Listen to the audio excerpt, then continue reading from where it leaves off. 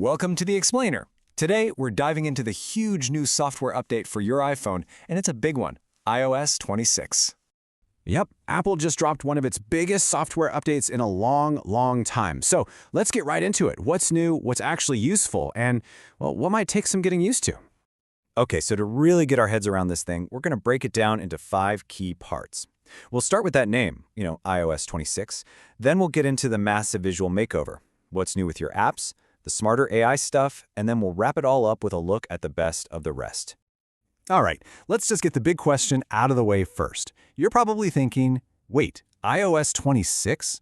Weren't we on 18? Why the huge jump? And no, that is not a typo.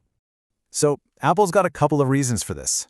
First off, they want to get all their software on the same page. So your iPhone, your Mac, your Vision Pro, they're all running version 26. It just makes sense. And second, they want the number to match the year. It's really all about making the whole ecosystem feel more connected and simple. Okay, now for the main event. This is the thing you are going to notice the second you unlock your phone. I'm talking about a totally redesigned look and feel for iOS. And believe me, it is a huge change from what we're used to. TechCrunch even called it the most significant visual overhaul for iOS in years. And you know what? They are not wrong. It's called Liquid Glass. And it doesn't just look different. It's meant to fundamentally change how you interact with your phone. So what does that mean, liquid glass? Well, think about the iOS we've had for years. It's been pretty flat, solid, opaque. We're throwing that out. Now it's all about this new translucent, layered look. It's kind of like everything is made of glass, and it's heavily inspired by the Vision Pro headset. But a design this futuristic, it comes with some challenges.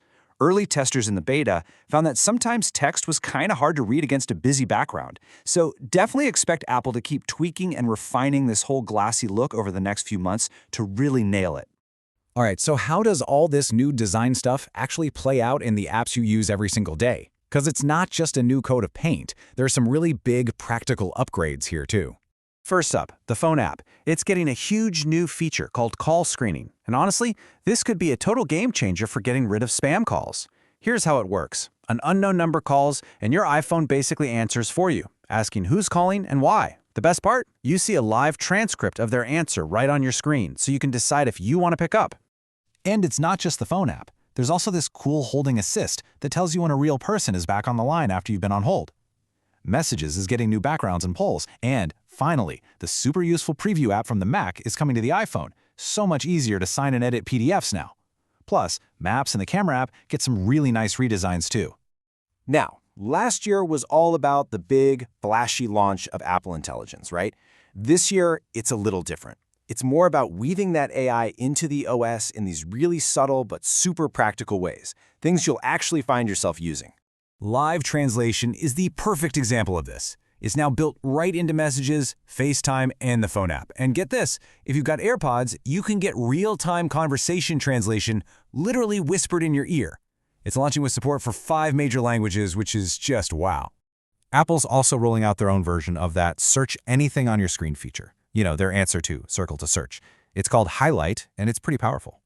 So the idea is you can get info on literally anything you see. Just press the power and volume down buttons, draw a little circle around what you're curious about, and ask away. But that button combo, that's where things get a little quirky.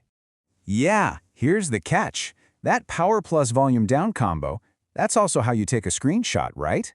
So now, activating Highlight uses the exact same shortcut. This means that to take a simple screenshot, you've got an extra step. It might be a little confusing for a while, for sure. Okay, so beyond all the big headliners, iOS 26 is just jam-packed with these smaller but awesome quality of life improvements. The little things that just make the whole experience better. So let's do a quick rapid-fire round of some of the best ones. You can finally set custom snooze times on your alarm anywhere from 1 to 15 minutes. You can scan your passport to create a digital ID right in your wallet. Voice Memos now lets you actually choose which microphone to use. And this is really cool. Reminders can now look at a recipe online and automatically make a grocery list for you. Just smart, useful stuff all around. So when you boil it all down, what is iOS 26 really about? Well, it feels like it's about 2 big things. First, setting this bold new visual direction for the future with liquid glass. And second, at the same time, just making all the apps you use every single day that much smarter and more helpful. Which, of course, leaves us with the big question. Is this whole liquid glass thing a clear vision of the future? Or is it a beautiful design that's maybe a little hard to see? I guess we'll have to see. It feels like Apple is betting big that this futuristic look is the way to go, but we'll see if it's actually an improvement or just form over function. Only time and a whole lot of user feedback will really tell.